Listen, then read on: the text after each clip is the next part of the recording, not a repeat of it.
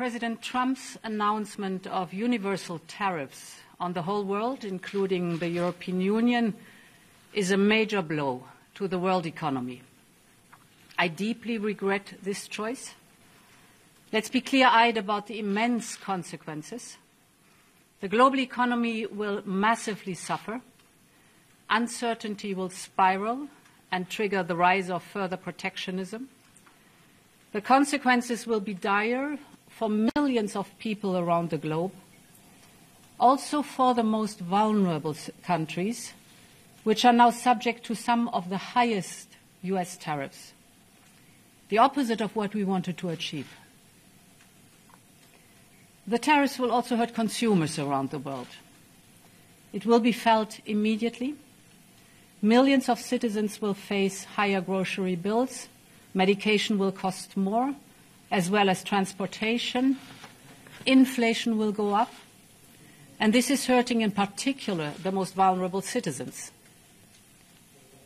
All businesses, big and small, will suffer from day one, from greater uncertainty to the disruption of supply chains, to burdensome bureaucracy.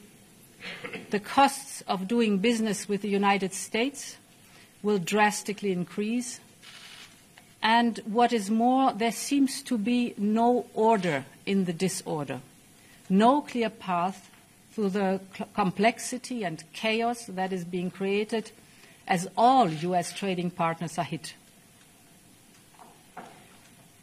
In the past 80 years, trade between the European Union and the United States has created millions of jobs.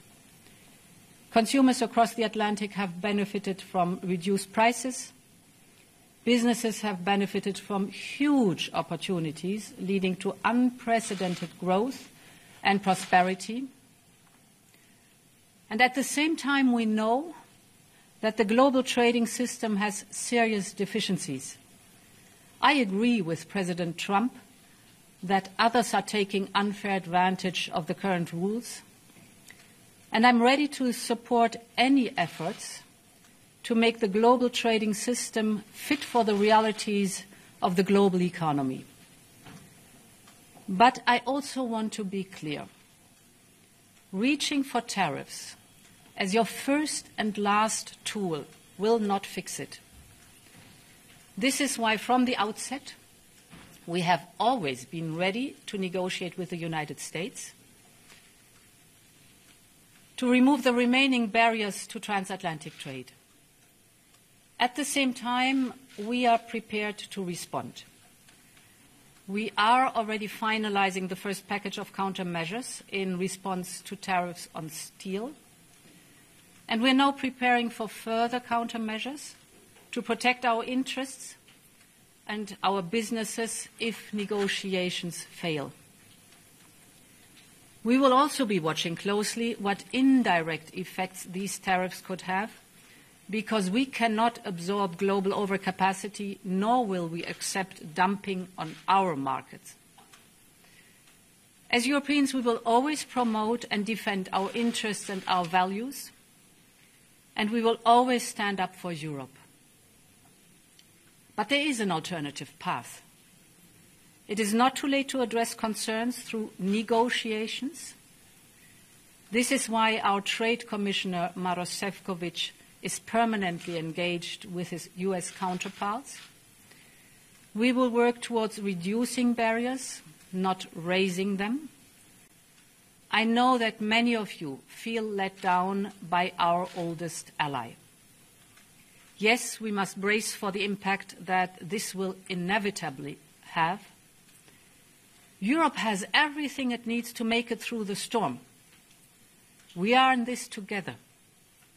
If you take on one of us, you take on all of us.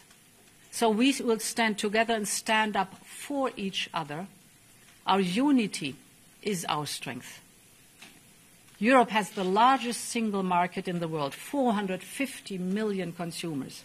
That is our safe harbor in tumultuous times. And Europe will stand at the side of those directly impacted. We have already announced new measures to support the steel and cars sectors. Last week, we limited the amount of steel that can be imported to Europe tariff-free. This will give more breathing space to these strategic industries.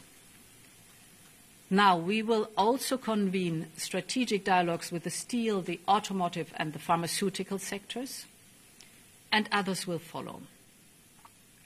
Europe stands together for our business, for our citizens, and for all Europeans, and we will continue to build bridges with all those that, like us, care about fair and rules-based trade as a basis for shared prosperity.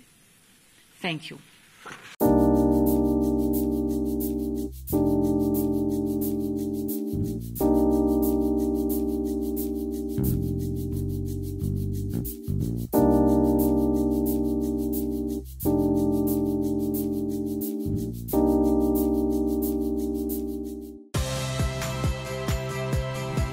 Saya Audrey Chandra, saksikan program-program Kompas TV melalui siaran digital, pay TV, dan media streaming lainnya.